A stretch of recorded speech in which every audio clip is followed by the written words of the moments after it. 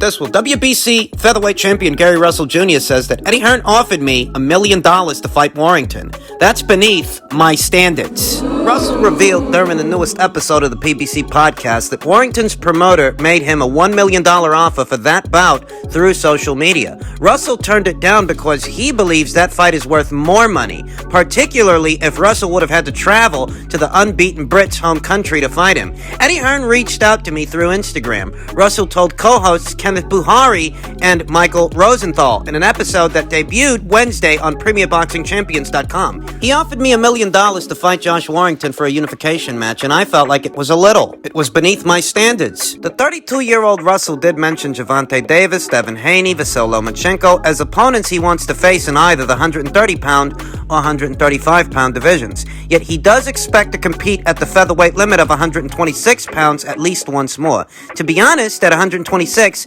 it's nobody in my weight division right now that I would say that I'm actually targeting that I want. All the guys that I want is at maybe 30 or 35. But I think right now I'm at the dilemma, whereas though I'm just coming up on the time frame because I am a title holder, you know. I have the dilemma whereas though I still have to defend my title within a certain time frame, so I'll compete against the next best guy, then the champion. Whoever the next best guy is, we'll compete against him, you know. And God willing, we get through that. Immediately after, you know, we want to start working on some things so we can get us another fight in this year, you know, because once my mandatory is completely satisfied, then I have the ability to go and take another fight. The question is, who is going to fight me? Who would be willing to take the fight? I want you guys to pay special attention to what Gary Russell Jr. said.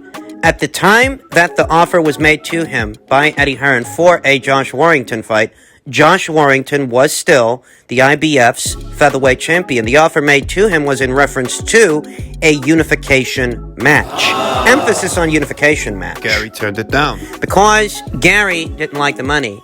And my question is, as I read through this news, has Gary Russell Jr. actually made $1 million since having turned down that offer? Because you turned it down to do what exactly? Have you fought since then? Listen, I don't give a flying fuck who you think would have won that fight. I don't care about your anecdotes in reference to Gary Russell Jr. and what would have, could have, or should have happened if he actually took the fight and fought Josh. I don't give a shit. I don't care if you think that Gary's talented. I don't give a rat's furry fucking ass if you think that he's the best guy in the featherweight division here today. I don't care. Because he turned the fucking fight down. And he turned the fucking fight down to do what? To do what exactly? What did he turn the fight down to do? Has he fought since then? Has he made $1 million since turning down $1 million, has he? The guy's talking about fighting a fucking mandatory. That's your master plan? The guy says he's got at least one more fight in the featherweight division before he so decides to move on.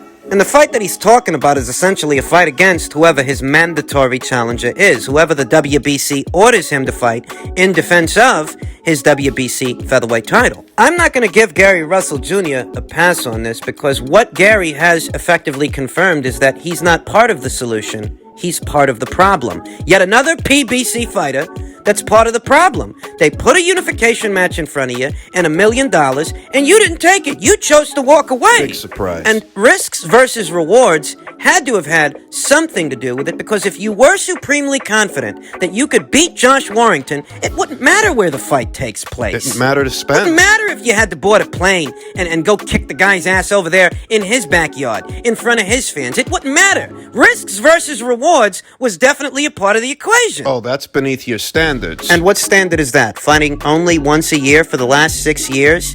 You ask me why it is I'm so up in arms about this, and it's because Gary Russell Jr. didn't fight for this fight, you understand? He didn't really want it. He didn't. If Eddie offers you $1 million, you tell Eddie, hey, make it 1.5. Let's talk. Let's see if we can't make this fight happen. Gary Russell Jr. didn't fight for this fight. And it's because Gary Russell Jr. doesn't really want to fight. Can't you tell? The guy's been fighting once a year for the last 6 years. You just spent the last 12 months strolling down memory lane. Making appearances on YouTube channels to discuss matters long since past from your amateur days with Terrence Crawford.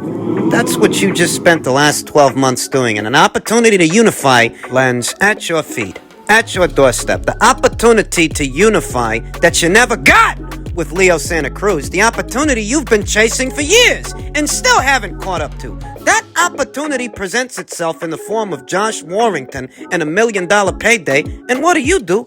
You turn it down. To do what? Satisfy your mandatory challenger? For a fight that hasn't even been ordered yet. Here at the beginning of February, it has been a full year's time, a full 12 months, since Gary Russell Jr. satisfied his last mandatory challenger in Tucson, Nyambiar. But if he turned down this fight while Josh Warrington was still in possession of the IBF title, this whole excuse about having to satisfy your mandatory goes right out the fucking window. You could have trumped your mandatory challenger with a unification match, if you wanted it. Gary doesn't want to fight. Can't you tell? The guy's been fighting, quite literally fighting once a year for the last 6 years. Doesn't want to unify. Doesn't seem to want to do much of anything except focus on the same doors that have already been slammed in his face time and time again. He's still focused on Javante, focused on Devin and that defunct set of negotiations. That's who you want, then why are you still at featherweight? You got no time to unify. You can't do that, but you have time to stay at featherweight to satisfy your mandatory challenger? If you're not interested in anybody at 126, then why aren't you at 130? Why aren't you at 135? Gary's all bark and no bite. I don't care how good you think he is. I don't care if you think he's the best guy at featherweight. If he felt the same way that you do, if he were as confident as you guys are in him, he'd have took the fight, took that cool million, Made that money. to win himself a new belt. As it stands, Gary Russell Jr. turned down $1 million offer to do what? It's not like he's made $1 million since then. He hasn't fought since February of last year. This offer came after that. It's not like he turned down $1 million to make $1 million. He hasn't made anything since then. You didn't turn down Warrington for something else because you're not doing anything, and that's how Gary wants it. This guy doesn't really want to fight. So I'm going to call a spade a spade. I'm going to call it what it is.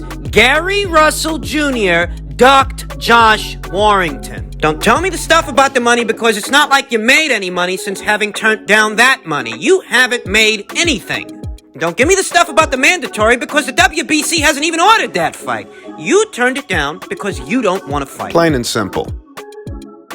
In other news, earlier today, Floyd Mayweather Jr. let it be known, this year I will focus on several exhibitions. I will have an exhibition in Tokyo, Japan, again, of course the one with me and Logan Paul, and if Jake Paul can get past his next opponent, and Ben Askren, I will have an exhibition with him as well. I also heard that 50 Cent would fight me, but claims I'm too small. If he wants to lace up at the end of the year, we can do an exhibition then. I don't care about the weight class with any of these guys. The Paul brothers will make great money with the events, but with 50 Cent, it has to be winner takes all. I want to say that I don't actually think that Floyd Mayweather Jr. can carry out this plan in sequence. I don't think that he can actually fit that many exhibition matches into 2021 when he's already experiencing difficulties with the one he's supposed to have. The Logan Paul exhibition match got postponed not because of COVID per se, but because of a lack of interest. The units aren't moving the way that they want them to.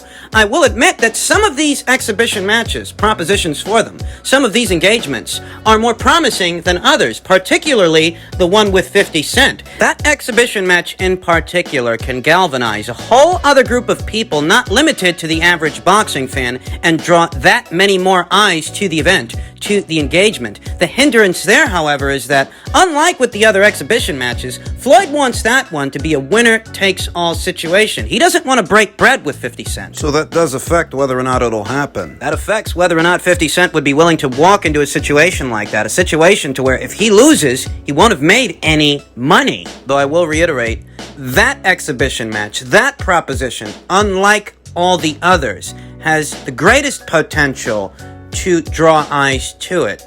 Second would have to be the Jake Paul proposition. A lot of people want to see Jake Paul get punched in the face. He's got this Ben Askren fight coming up. There are actually people out there that aren't confident that Ben Askren is going to win the fight. They don't like his striking ability. In truth, I'm not that familiar with Ben, but that's what the rumor mill has been spinning. Jake Paul versus Floyd Mayweather Jr.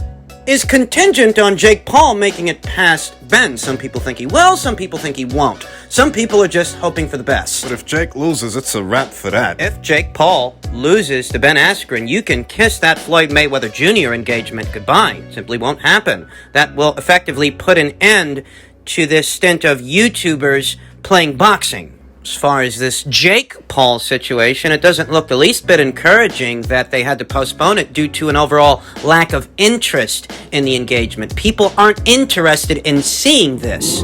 I'm beginning to wonder if it's going to happen at all. It probably will. It might, as a result of what other plans Floyd Mayweather Jr. has just announced, that he's not going to stop at Logan. He's going to move on to Jake, and he wants to cap the year off with 50. When you put it that way, maybe the Logan Paul fight is slightly more appealing than it was before this announcement was made. I also happen to think in some ways he's putting 50 Cent on the spot. He's putting him in a situation to where if he doesn't take up Floyd Mayweather Jr.'s offer, if he doesn't take him up on this fight, what that will communicate is apprehensiveness on his part. That 50 Cent's good for cracking wise, talking shit, and chiming into matters that he's not directly involved in. He's good for that kind of stuff. But when it's time to lace him up, you are who you are. You are. You ain't no boxer. You know, you can rap a little bit, and you can write a couple of TV shows, make yourself some money that way, but balls to bone, you ain't no fighter. You're not. And even a retired Floyd Mayweather Jr., who's much smaller than you are, is still too much for you. So go crack wise in your corner.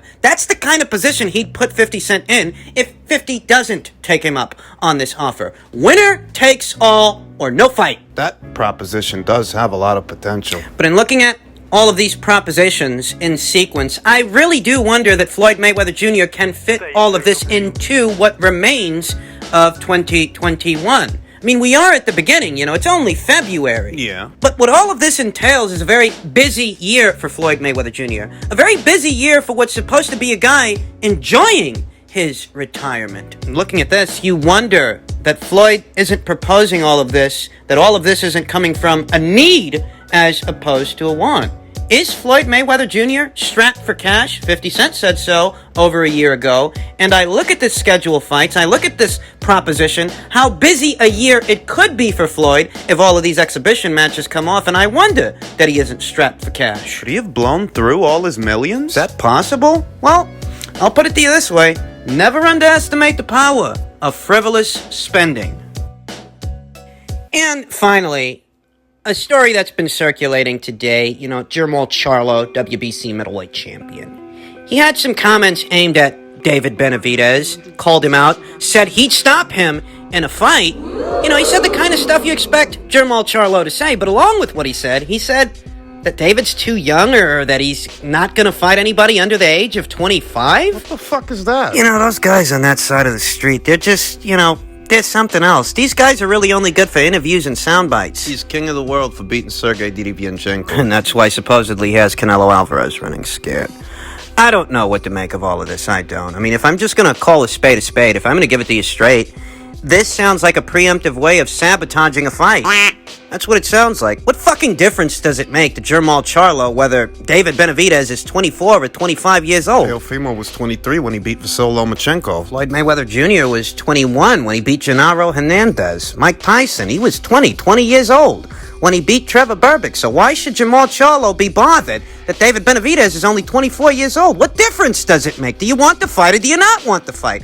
And you guys know the answer. He doesn't really want that fight. Quite honestly, I don't know what it is that Jermall Charlo wants out of his career. I don't actually know who it is he does want to fight. He's always calling out Canelo Alvarez, but those previous reports about him being offered a fight with Canelo, they were never reconciled. According to Oscar, he was actually offered that fight and someone on his side turned it down. I wonder what's keeping Jermall Charlo in the middleweight division. Why not move up and fight David Benavidez? Jermall's not interested in fighting Demetrius Andrade. I don't think he's going to get the chance to unify titles with Gennady Golovkin. If I'm being honest, I don't even know that he really wants to. Would he be willing to cross the street for that fight? Because he would have to. Unless the people over there at the PBC are going to guarantee Gennady Golovkin the kind of money he's accustomed to making, there's not much chance of him crossing over to their side of things. This is a guy who got paid $14 million for Steve Rolls and another $14 million for Sergey Derevianchenko. I don't think Jermall Charlo made anywhere near that much to fight that same guy, so make no mistake. If you want that fight, you better get your walking shoes on. If you want it. And because of that, I'm not even sure that Jermall Charlo really wants that fight. I'm convinced convinced his handlers don't want that fight for him. I'm convinced the PBC can't afford Gennady Golovkin. If the guy's getting paid $14 million a fight to fight the likes of a Steve Rolls and a Sergey Didivianchenko, what do you think he's going to want to fight Jermall Charlo? Can you guys afford to flip the bill? Can you? Ultimately, I don't know what's keeping Jermall Charlo in the middleweight division. There are no big fights there for him that are likely to happen, but a David Benavidez engagement is entirely doable. These two guys are on the same side of the street. You ain't got to worry about network and promotional issues, the political boundary lines that prevent certain fights from happening. That shouldn't be an issue here. I think both guys stand to benefit from that kind of an engagement. 168 pounds yields more opportunities for Jermall Charlo that wouldn't require him to go anywhere else. A potential Caleb Plant fight, potential David Benavidez fight. You would be campaigning in the same weight class as Canelo Alvarez, who supposedly you want to fight. Right. Fighting David Benavidez, that'll get you ranked. Right. That'll get you ranked as a super middleweight and put you in a situation, put you in an engagement that will actually captivate the boxing fans' attention. I think this is a fight that could do very good business in the Southwest, down there in Texas. There aren't very many pay-per-views in the conventional pay-per-view market that you can stage that could yield a big return. I mean, not these days, but this one. This is one of the few that actually could do very good business. Galvanize the Chicano fans down there in the Southwest to get behind their guy, David Benavidez. Jermall Charlo, he can bring his 100,000 paying customers to the table as well. I think this is a fight that could do very good business for the PBC, but it seems like Jermall is more interested in setting up obstacles and roadblocks that prevent the fight from happening. You're not going to fight anybody under the age of 25. I don't think I've ever heard a fighter say something like that. I'm being serious. I really haven't. I don't think I've ever heard a fighter say something like what Jermall Charlo just said. You putting an age limit on what guys you're fighting? Oh, God, that place is a fucking circus. It's a circus. This is not a stable of fighters, as this is not how fighters behave. Those guys on PBC Island, I'm really starting to wonder what kind of fighting spirit they've got. Fighting spirit.